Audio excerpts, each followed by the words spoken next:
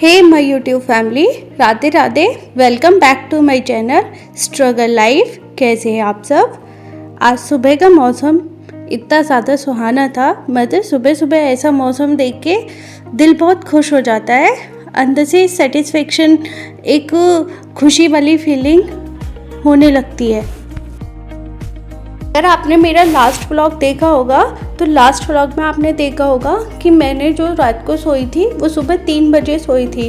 तो मुझे भी सुबह 3-4 घंटे की प्रॉपर नींद चाहिए, तब मेरा वेकअप होगा।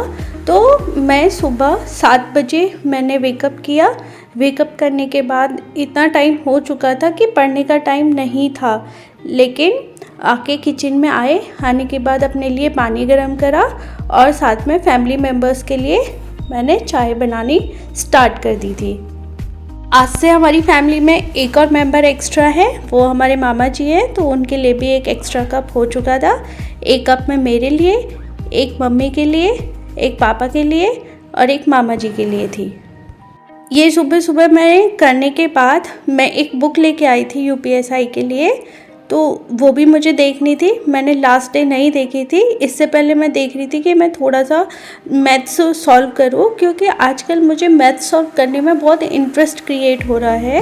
और यूपीएसआई से अलावा भी अगर आप किसी और एग्ज़ाम की प्रिपरेशन कर रहे हैं तो आपको तीन सब्जेक्ट पे बहुत अच्छी कमांड होनी चाहिए। सबसे पहले आपका मैथ है, दूसरा रीजनिंग है एंड तीसरा जीएस है। तो मैंने टू डू लिस्ट में प्रॉपर यही 3 सब्जेक्ट ले पा रही हूँ, लेकिन तीसरे में थर्ड सब्जेक्ट को मैं नहीं कर पाती हूँ इतना।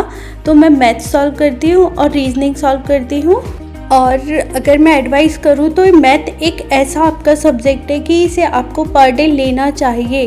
अगर आपका इसमें गैप हो जाता है, अगर आप 2-3 दिन का गैप लेते हो, उसके बाद आप मैथ करते हो, तो जितने भी आपके बैक कॉन्सेप्ट थे वो सब आप भूल जा चुके हो। दूसरा, कैलकुलेशन पे अच्छे से कमांड नहीं हो पाएगी। मेरे साथ भी ऐसा हुआ है कि मैं मैथ को अगर गैप दे देती हूँ तो मैं सब कुछ भूल जाती हूँ। तो मैं मैथ्स के ऐसे करती हूँ, जितने भी मेरे टॉपिक अब तक कंप्लीट हो चुके हैं तो 5 क्वेश्चंस मैं पिछले वाले टॉपिक के, नेक्स्ट 5 उससे पिछले वाले के, नेक्स्ट 5 उससे पिछले वाले, तो बैक में मैं रिवीजन करते हुए चल रही हूँ, ताकि मैं अपना मैथ का कोई भी कॉन्सेप्ट नहीं भूलूँ। साथ के साथ मैं टेबल का चार्ट बना रखा है, टेबल रिवाइज करना होता है, फ्रैक्शंस, परसेंटेज रिवाइज करना, स्क्वायर्स, क्यूब, ये सब मैंने पहले से एक चार्ट बना रखा है। 10 मिनट में इनके लिए भी देती हूँ। बेसिकली मेरी फर्स्ट प्रायोरिटी ये है इसमें कि मैं अपनी मैथ पे एक अच्छे से कमांड कर पाऊँ, क्योंकि मेरा टाइम ज़्यादा जा रहा है। क्वेश्चन मेरे सॉल्व होते हैं, लेकिन मेरा स्टार्टिंग में अभी टाइम बहुत ज़्यादा है। अब मैं एक बुक लेके आई थी यूपीएसआई के लिए, तो मैं इसमें एनालाइज कर रही थी कि आखिर क्वेश्चंस आते कैसे हैं, किस लेवल का क्वेश्चन है, कितने मार्क्स के आते हैं। तो मैं इसके अकॉर्डिंग देख रही थी कि मुझे क्या क्या टॉपिक करने चाहिए। फ़िलहाल मेरा यही है कि मैं अपना अभी सिलेबस कंप्लीट करूं। अभी मैंने मॉक देने का कोई भी प्लानिंग नहीं की है। उसके बाद मैं आ जाती हूँ किचन में, और किचन में भी थोड़ा सा वर्क अब ज़्यादा होने लग गया है, क्योंकि सबके लिए अलग अलग खाना बनता है। तो एक तरफ मैं ये खाना बना रही थी सारे फैमिली मेम्बर्स के लिए, और दूसरी तरफ एक मामा जी के लिए भी खाना बनना था, और तीसरा मेरा शिवन का, उसका भी एक अलग थोड़ा सा खाना मैं बनाती हूँ, क्योंकि वो अभी बच्चा है, वो इतना स्पाइसी फूड मैं उसे अभी नहीं देती हूँ, वो खाती भी नहीं है इतना। वो फिर मेरे को उसको देना भी है कि वो अभी इतना दूध पे मैं उसे नहीं कंजर्व कर रही हूँ। मैं तो सोचती हूँ कि साइड में वो थोड़ा सा प्रोटीन, ये दाल, लाइक ये सब लेना वो स्टार्ट कर दे। और सभी हाउसवाइफ को तो पता है कि सुबह सुबह का वर्कलोड बहुत ज़्यादा होता है, किचन का भी, घर का भी, हमें सारे काम करने होते हैं। तो दूसरी तरफ अब मैंने मामा जी के लिए और शिवन के लिए मैंने तोरई की सब्ज़ी बनाने स्टार्ट कर दिया था। साथ के साथ दोनों सब्जियां बन जाएंगी, और साथ के साथ यहाँ पे जितने बर्तन होंगे वो मैं साथ में साफ़ कर दूँगी।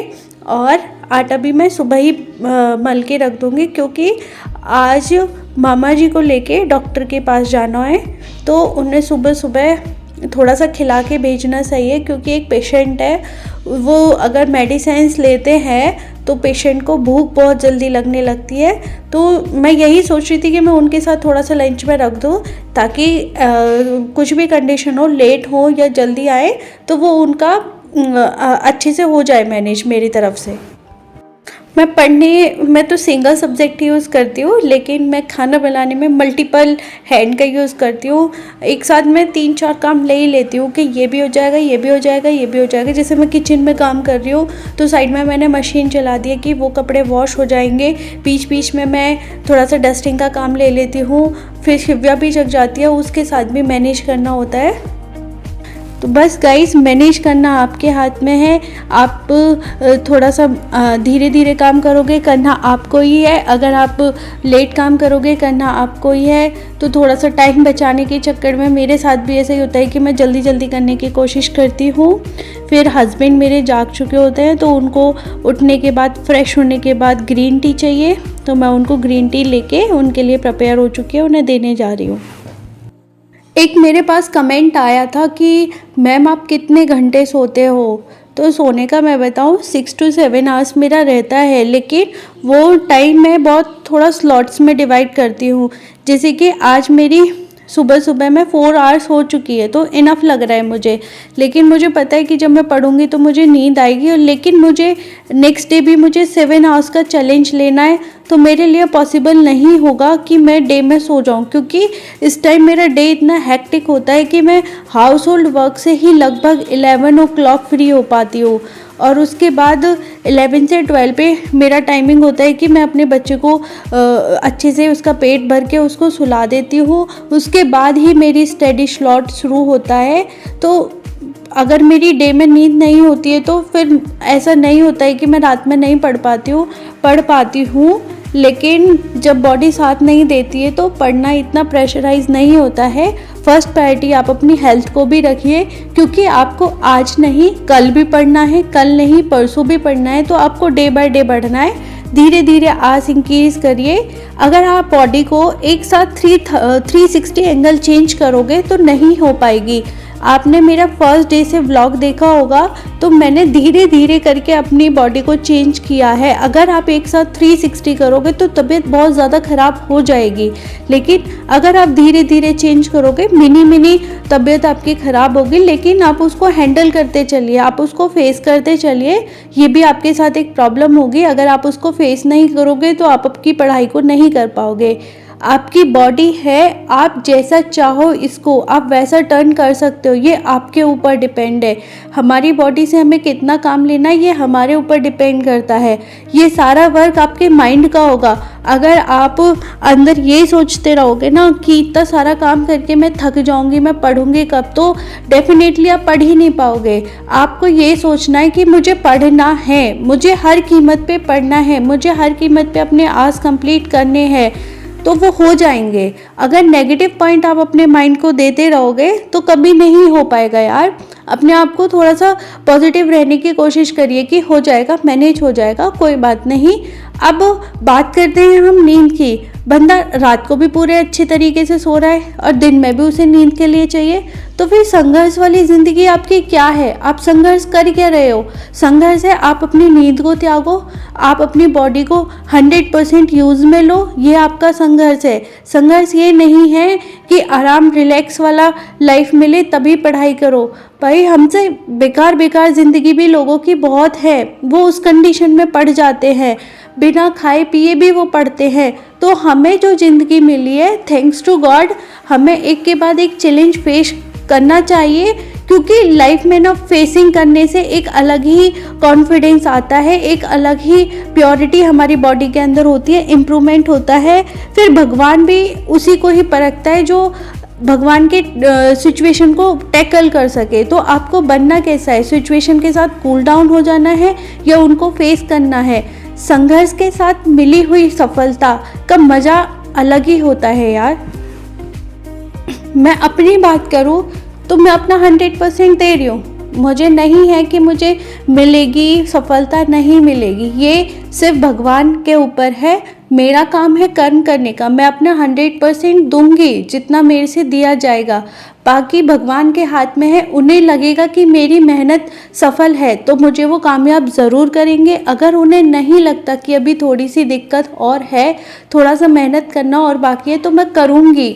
मुझे एट द पॉइंट तक करना है, मुझे अपनी लाइफ के एंड पॉइंट तक संघर्ष करना है, चाहे वो सिचुएशन मेरे साथ पढ़ाई की हो, फैमिली की हो, किसी की भी हो, मुझे रुकना नहीं है। मैं बस यही कहना चाहती हूँ कि आपके अंदर भी ऐसा मोटिवेशन होना चाहिए, आपके अंदर भी पढ़ने की ऐसी वजह होनी चाहिए।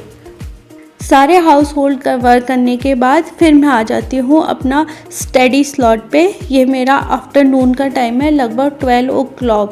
यहाँ पर मैं अपना सेकेंड स्लॉट स्टार्ट करती हूँ और इसमें मैं जो ब्लड रिलेशन टॉपिक था मैं उसी के ही MCQ सॉल्व कर रही हूँ। ब्लड रिलेशन में बेसिकली 3 टाइप के क्वेश्चन होते हैं। एक होता है पॉइंटिंग वाला, सेकेंड होता है एक इक्वेशन दी जाती है उससे आपको सॉल्व करना होता है, थर्ड है वो जो इक्वेशन होते हैं जिसमें सिंबल्स होते हैं plus minus, P hashtag Q, P is the mother of Q, इस टाइप के क्वेश्चन होते हैं। और थर्ड आपके होते हैं कि वो इक्वेशन आपको दे दी जाती है और पूछा जाता है कि इसमें जो है फिल इन द ब्लैंक्स की तरह दिया जाता है, वो सॉल्व करना होता है। तो मेरा टारगेट था मैं 2 पॉइंट अच्छे से कर लेती हूँ, उसके MCQ सॉल्व करती हूँ और उन्हें सॉल्व करने के बाद मैं आ जाती हूँ अपना शाम का डिनर बनाने के लिए।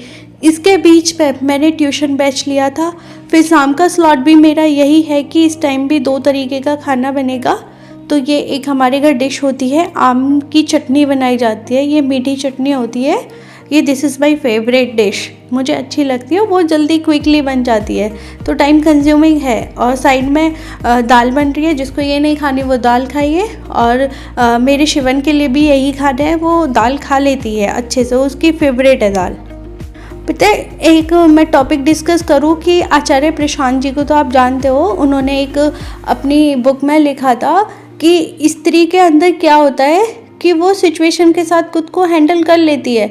मतलब अगर आप 5 साल तक किसी शादी में हो और आप हाउसवाइफ बन के रह रहे हो, अगर आप उसके बाद किसी को कमाने के लिए चले जाना चाहिए या चली जाती है, तो पता है वो क्या सोचती है कि इतनी धूप में मेरी स्किन डल हो जाएगी, क्यों मैं इतनी धूप में जाऊँ, मैं घर पे आराम से AC में पड़ी तो हूँ, मुझे यही वाली लाइफ अच्छी है। बकवास है वो औरतें जो बाहर जाती हैं अपना कमाती हैं, उनसे अच्छा तो मैं ही हूँ। तो भाई ये आपकी चमड़ी है, आप इसे घर में रखो या बाहर रखो।